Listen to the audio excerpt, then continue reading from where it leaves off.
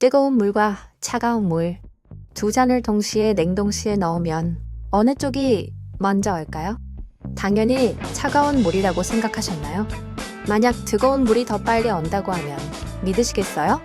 이 기묘하고 직관에 반하는 현상에는 은펜바 효과라는 이름이 붙어 있습니다. 이야기는 1960년대 탄자니아의 한 고등학교에서 시작됩니다. 에라스토 은펜바라는 이름의 학생이 있었죠. 그는 요리 수업 시간에 아이스크림을 만들고 있었습니다. 아이스크림을 빨리 만들고 싶었던 은펜바는 끓인 우유를 식히지 않고 바로 냉동실에 넣었습니다. 그런데 놀라운 일이 벌어졌죠. 옆에서 차갑게 식힌 우유를 넣은 친구의 것보다 자신의 뜨거운 우유가 먼저 얼어붙은 겁니다. 이해할 수 없는 현상에 호기심이 생긴 은펜바는 학교를 방문한 물리학자 데니스 오즈반 박사에게 질문했습니다. 박사님, 왜 뜨거운 물이 차가운 물보다 더 빨리 얼나요? 선생님과 친구들은 그의 엉뚱한 질문을 비웃었습니다. 하지만 오즈반 박사는 달랐습니다. 그는 학생의 순수한 호기심을 무시하지 않았습니다. 직접 실험을 해본 박사는 곧 충격에 빠졌습니다. 은펜바의 말이 사실이었기 때문입니다. 사실 이 현상은 은펜바가 처음 발견한 것이 아닙니다. 역사는 훨씬 더 오래전부터 이 현상을 기록하고 있었죠. 고대 그리스의 위대한 철학자 아리스토텔레스, 그는 이미 기원전 4세기에 이런 기록을 남겼습니다. 어떤 장소에 있는 물을 빨리 식히고 싶다면 먼저 햇볕에 두는 것이 좋다. 이는 물을 데우면 더 빨리 차가워진다는 은펜바 효과의 본질을 꿰뚫는 말이었습니다. 그는 낚시꾼들이 얼음에 구멍을 낼 때 얼음 주변에 뜨거운 물을 부어 더 빨리 얼게 한다는 이야기도 덧붙였습니다.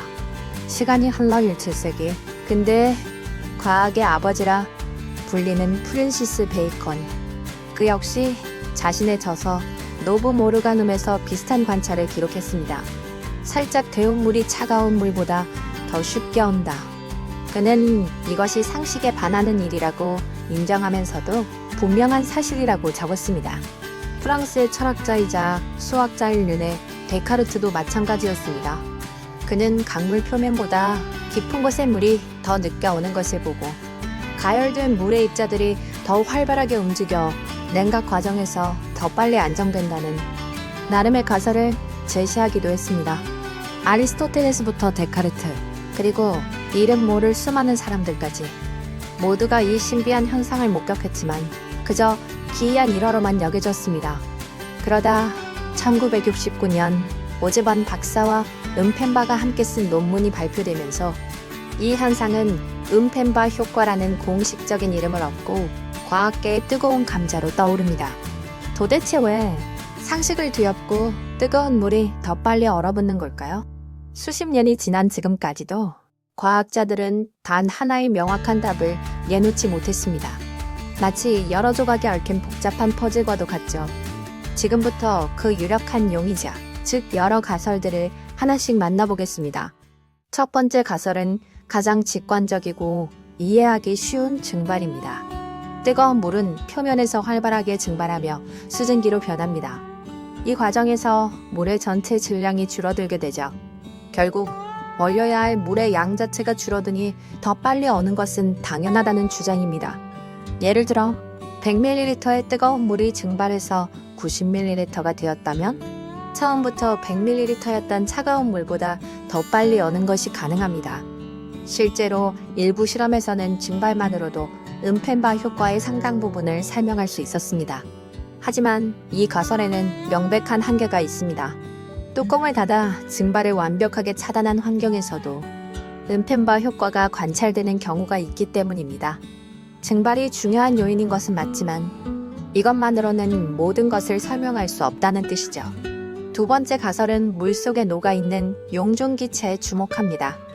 물에는 우리 눈에 보이지 않는 산소나 이산화탄소 같은 기체들이 녹아 있습니다. 그런데 물의 온도가 높을수록 기체가 녹아 있을 수 있는 양, 즉 용해도는 낮아집니다. 마치 사이다를 데우면 김이 다 빠져버리는 것과 같은 원리죠. 즉 뜨거운 물은 차가운 물보다 용존 기체가 적은 상대적으로 더 순수한 상태입니다. 이것이 왜 중요할까요? 물이 얼기 위해서는 물 분자들이 서로 끌어당겨 육각형의 얼음 결정 구조를 만들어야 합니다. 물속에 녹아있는 기체 분자들은 이 과정을 방해하는 불순물 역할을 합니다. 불순물이 적은 뜨거운 물은 분자들 간의 결합이 더 수월하게 일어나고 결과적으로 어는 점이 약간 올라가 더 쉽게 얼 수 있다는 설명입니다. 또한 용전 기체가 적으면 물의 열전 도율에도 영향을 미쳐 열이 더 빨리 빠져나갈 수 있다는 부가적인 설명도 있습니다. 세 번째 가설은 관행각이라는 신비한 현상과 관련이 있습니다. 물은 항상 0도에서 어는 것이 아닙니다. 매우 깨끗한 물을 천천히 냉각시키면 0도 이하로 내려가도 액체 상태를 유지하는 경우가 있습니다. 이것을 관행각 상태라고 부릅니다. 관행각된 물은 아주 작은 충격이나 불순물에도 순식간에 얼어붙습니다. 과학자들은 차가운 물이 뜨거운 물보다 관행각 상태에 더 쉽게 빠진다고 주장합니다. 차가운 물은 영하 4도, 5도까지 액체로 버티다가 어는 반면 뜨거웠던 물은 상대적으로 0도에 가깝게 더 높은 온도에서 얼기 시작한다는 것이죠. 결국 최종적으로 얼음이 되는 시간은 관행각 상태에서 더 오래 머무는 차가운 물이 오히려 더 길어질 수 있습니다. 뜨거운 물이 지름계를 통해 먼저 결승점에 도착하는 셈입니다. 이 가설은 특히 순수한 물을 사용한 실험에서 은펜바 효과를 잘 설명해 줍니다. 네 번째 가설은 대류의 역할에 초점을 맞춥니다. 물을 냉각시키면 차가워진 위쪽 물은 밀도가 높아져 아래로 내려가고 상대적으로 따뜻한 아래쪽 물은 위로 올라오는 순환이 일어납니다. 이것이 바로 대류 현상입니다. 뜨거운 물은 위와 아래의 온도 차이가 크기 때문에 이 대류 현상이 차가운 물보다 훨씬 더 격렬하고 빠르게 일어납니다. 강력한 대류는 물 전체의 온도를 더 효율적으로 낮추고 표면의 열을 더 빨리 공기 중으로 방출하도록 돕습니다. 뜨거운 물이 스스로 냉각팬을 돌리는 것과 같다고 비유할 수 있습니다. 이 가설은 물을 담는 용기의 모양이나 크기에 따라 효과가 달라지는 이유를 설명하는 데 유리합니다. 넓고 얕은 용기일수록 대류와 표면 냉각이 활발해져 은펜바 효과가 더 잘 나타날 수 있죠. 마지막으로 가장 현대적이고 복잡한 가설은 수소 결합의 세계로 우리를 안내합니다. 물 분자들은 서로 수소 결합이라는 특별한 힘으로 연결되어 있습니다. 이 결합은 물의 독특한 성질을 만드는 핵심적인 역할을 하죠. 최근 연구에 따르면 물을 가열하면 이 수소 결합의 구조에 미묘한 변화가 생긴다고 합니다. 뜨거운 물에서는 약한 수소 결합과 강한 수소 결합이 공존하는데 가열 과정에서 약한 결합들이 끊어지고 물이 식으면서 더 안정적인 구조로 재배열됩니다. 이 재배열된 구조가 얼음의 결정 구조를 형성하는데 더 유리한 상태라는 것입니다. 마치 미리 정리정돈을 해둔 방에 더 빨리 정돈되는 것과 같습니다. 이것은 양자역학적인 수준의 설명으로 물의 공유 결합과 수소 결합 사이의 에너지 변화까지 고려하는 매우 심도 있는 이론입니다. 아직 완벽히 증명되지는 않았지만 은펜바 효과의 근본적인 원인을 분자 수준에서 설명하려는 중요한 시도입니다.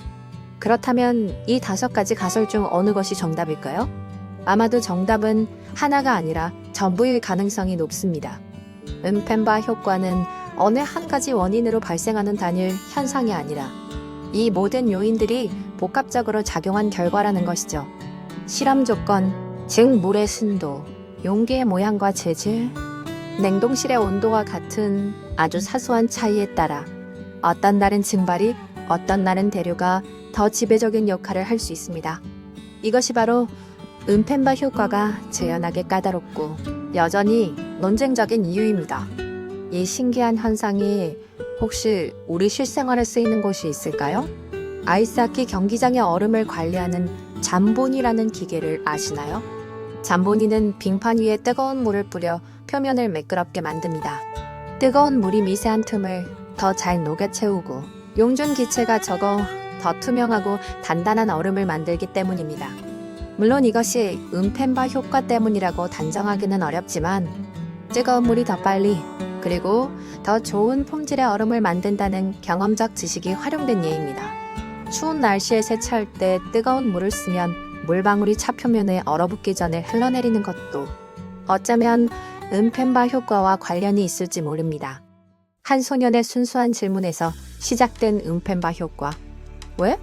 라는 이 짧은 질문은 아리스토텔레스 시대부터 이어진 수수께끼에 다시 불을 붙였고 전 세계 과학자들을 21세기까지도 고민하게 만들었습니다. 이것은 우리에게 아주 중요한 교훈을 줍니다. 우리가 당연하게 여기는 일상 속에는 아직 풀리지 않은 거대한 과학적 미스터리가 숨어 있을 수 있다는 사실입니다. 과학은 모든 것을 아는 학문이 아니라 모른다는 것을 인정하고 끊임없이 탐구해 나가는 과정 그 자체입니다. 은펜바 효과는 그 여정의 아름다운 상징과도 같습니다. 아직 완벽한 답은 없지만 그 답을 찾아가는 과정 속에서 우리는 물의 본질에 대해 더 깊이 이해하게 되었습니다. 여러분도 주변을 한번 둘러보세요. 당신을 위대한 발견으로 이끌 은펜바 효과가 숨어 있을지 모르니까요.